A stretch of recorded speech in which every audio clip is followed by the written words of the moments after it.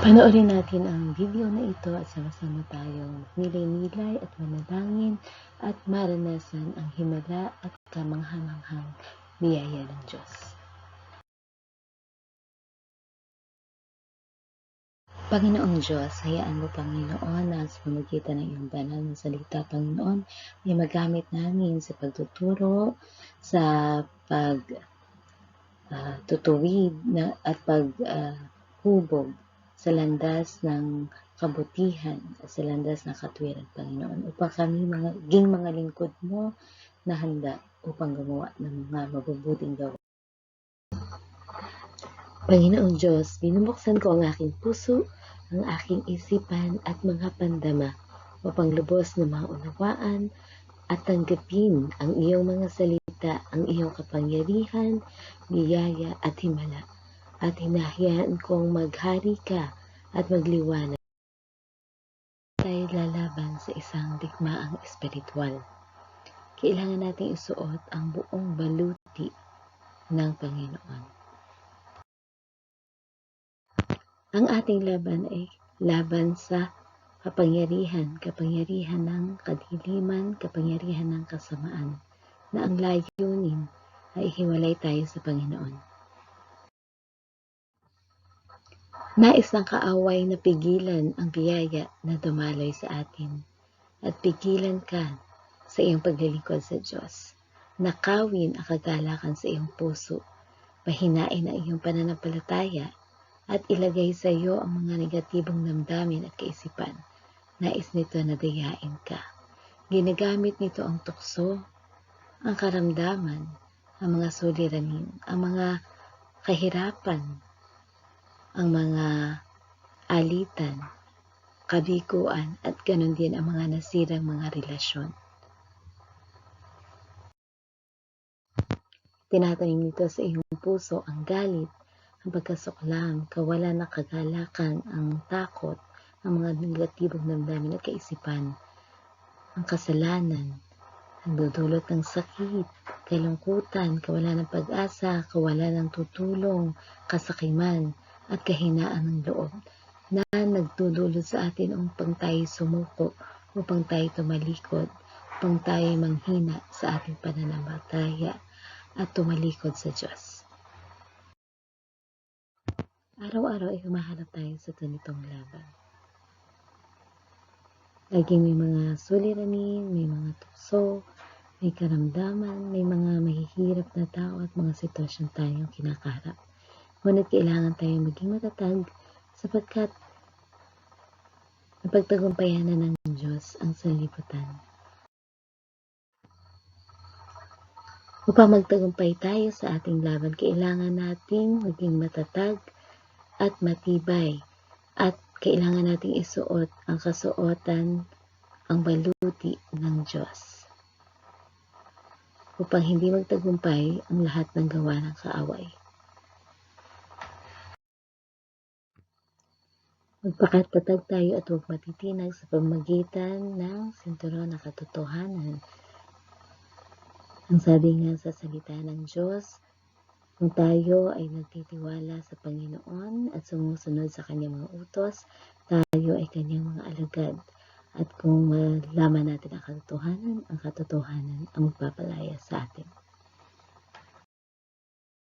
Isuot din natin ang baluti ng katwiran. Sabi nga sa Isaya, ako ang inyong Diyos na tinawag kayo sa landas ng katwiran, nahahawakan ang iyong mga kamay at papatnubayan at itatalaga ka bilang tipan sa kanyang bayan at bilang liwanag sa mga bansa.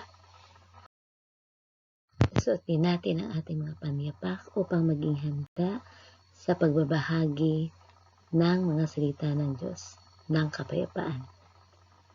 Ang sabi nga sa Mark 16:15 at sinabi niya, ito ang kautusan ng Panginoon, humayo kayo at ipangaral ang mga salita ng Diyos sa lahat ng mga nilalang. Isuot din natin ang ating kalasag ng pananampalataya sapagkat ito ang tutulong sa atin, puprotekta sa atin upang hindi tayo tablan ng mga palaso ng kaaway. Ang sabi nga sa awit 28:7, Ang Diyos ang aking lakas at ang aking kalasag. Ang puso ko'y lubusang nagtitiwala sa Kanya at ako'y Kanyang tinutulungan. Napupuno ang puso ko ng lubos na kagalakan, ng awit at ng pagpupuri sa Kanya. Suot din natin ang helmet ng kaligtasan. Sa Diyos nagmumula ang kaligtasan. Sabi nga sa awit 62 verse 1, ang aking kaluluwa'y natagpuan ang kapahingahan sa Panginoon. Tanging sa Kanya nagmumula ang kaligtasan.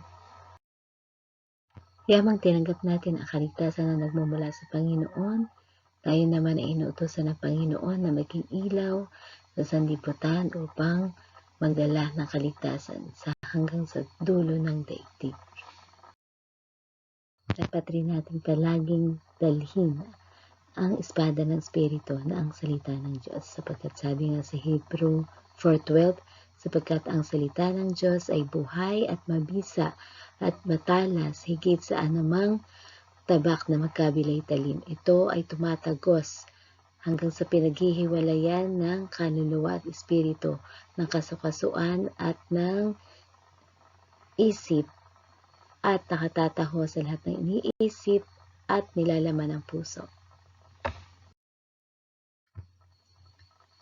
Tayo ay mga mandirigma sa pamamagitan ng pananalangin. Sabi nga sa Efeso 6:18, at manalangin tayo sa Espiritu sa lahat ng pagkakataon, sa lahat ng uri ng panalangin at kahilingan. At isaisip natin, tayo ay laging maging handa at laging manalangin, ipanalangin ang lahat ng mga lingkod ng Diyos. Magtagumpay tayo sa lahat ng laban bilang mandirigma, isuot natin ang buong baluti ng Panginoon. Ang helmet ng kaligtasan na nagmumula sa Diyos, ang breastplate, ang baluti ng katwiran, ang sinturon ng katotohanan, at taglayin din natin ang kalasag ng pananampalataya. Ang espada ng Espiritu na ang mga salita ng Diyos ay lagi nating dalahin at gamitin natin ang ating mga paa upang humayo at ipangaral ang salita ng Diyos. At tayo ay maging mandirigma sa pamamagitan ng pananalangin. Bilang mandirigma, tandaan natin na ang Diyos ang lumalaban para sa atin at naipanalo na ng Diyos ang ating laban. Baliwala na ang lahat ng mga suliranin, ang lahat ng mga tukso, karamdaman, ang mga mahihirap na tao at sitwasyon. Wala itong magagawa sa atin sapagkat ang Diyos ang magbibigay sa atin ng tagumpay. Tandaan natin na sa Diyos nagmumula ang kaligtasan at pinagkalooban niya tayo ng kaligtasan at buhay na walang hanggan. Tayo ay tinuring na pinagpala, na pinili bilang mga anak ng Diyos at anointed, itinalaga ng Panginoon upang maging lingkod niya. Tayo ay nasa pag-iingat at proteksyon ng Panginoon. Ang Diyos ang nagbibigay sa atin ng lakas at kapangyarihan upang tayo ay maging mananagumpay. Sapagkat sa lahat ng pagkakataon, ano man ang ating kinakaharap, kasama natin ang Diyos. Kaya wala tayong dapat ikatakot. Tayo ay mananagumpay. Sapagkat napagtagumpayan na ng Diyos ang daigdig. Naming banal, pinupuri ka namin at pinasasalamatan. Dinadakila namin ang iyong banal na pangalan. Panginoong Diyos, pinupuri ka namin sapagkat ipinagkaloob mo yung anak mo na si Jesus upang kami ay ligtas. Panginoong Diyos, pinupuri ka namin sapagkat pinagkalooban mo kami ng kapayapaan, ng pag-asa at kagalakan. Ama naming banal, nagpapasalamat kami sa iyo dahil tinawag mo kami na iyong pinili upang iyong maging mga anak. Panginoon, nagpupuri kami sapagkat ikaw ay limitless, omniscient at omnipresent. Ikaw ang aming makapangyarihang Diyos, ang aming manlilikha, ang aming dakilang magdamot, ang aming Diyos, tinatanggap namin at inaamin namin na kami ay nagkasala sa iyo at ganon din sa aming kapwa. Dalangin po namin na patawarin mo kami, Panginoon, Panginoon, at pakalinisin sa lahat ng aming mga kasalanan. At ganoon din naman, pinapatawad namin ang mga nagkasala sa amin. Pagalingin niyo po ang aming mga damdamin mula sa sakit, sa galit, pagkasuklam, sa pagkainggit at sa lahat ng mga negatibong damdamin, Panginoon. Baguhin niyo po ang aming mga puso, punuin ito ng pag-ibig, ng kagalakan, ng kapayapaan, ng pag-asa at pagpapatawad. Balutin mo kami ng iyong banal na dugo at ng banal na espiritu at ng iyong pag-iingat. Ito kami na nagpapasalamat ng buong puso sa iyong mga kamangha-mangha at mga mabubuting gawa sa aming bubuhay. Panginoong Diyos, kami ay nagpapasalamat, buong puso nagpapasalamat sa iyong pagmamahal at pag-iingat. Salamat po sa pagpapanatili ng aming kalusugan, ng aming kalakasan at kaligtasan at ng buhay. Salamat, Panginoon, sa pagpapagaling mo sa aming mga karamdaman. Salamat, Panginoon, sa pagtataguyod at pagkakaloob mo ng lahat ng aming pangangailangan. Salamat, Panginoon, sa di mabilang na pagpapalang ipinagkakaloob mo sa amin.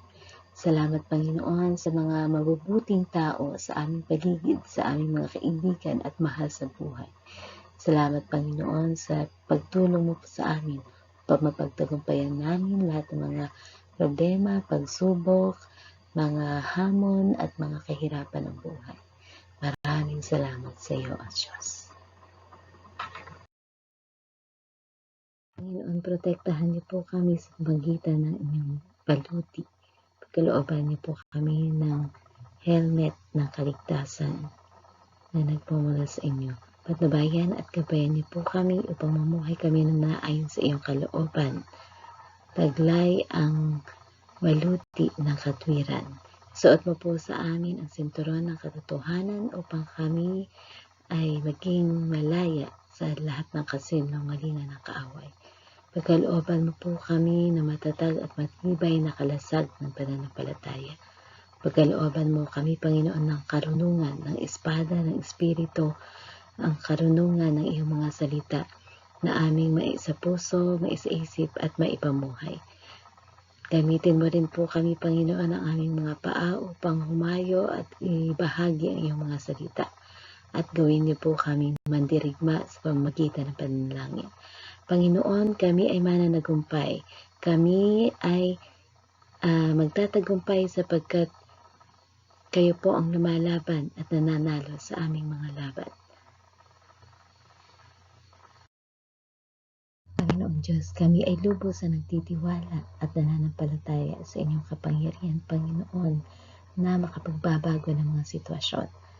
Ang mga alitan sa pagkakasundo, ang kabiguan sa pagtatagumpay, ang kahirapan sa kaunlaran, ang imposible sa iyo ay posible, ang karamdaman sa iyo ay may kagalingan, ang kasalanan sa iyo ay may kapatawaran, ang suliranin sa iyo ay may solusyon, at ang kawalan, ang dulot mo ay biyaya. Hayaan mo, Panginoon, ang iyong kamangha-manghang biyaya at himala ay maranasan sa aming buhay. Aming Diyos, hindi ako matatakot o mangangamba sapagkat kasama ka namin, Panginoon. Tutulungan mo kami at palalakasin. Hindi kami magkakamali sapagkat itutuwid mo at ituturo sa amin ang tamang landas. Hindi ako mag-aalala sa gitna ng krisis at mahirap na sitwasyon sapagkat pagtagumpayan mo na ang sanlibutan.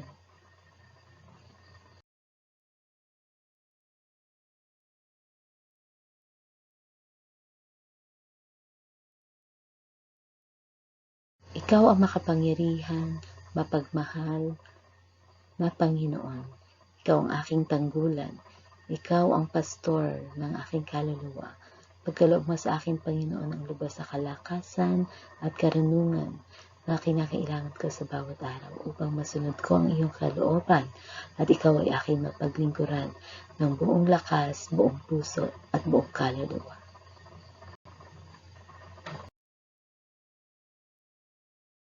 Panginoon, hayaan mo ako magpahinga sa iyong piling matapos ang mga nakakapagod na hamon at pagsubok na aking kinaharap.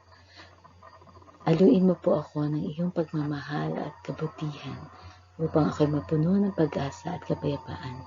Samahan mo ako sa aking landas na tatahakin upang ako'y maging ligtas at maging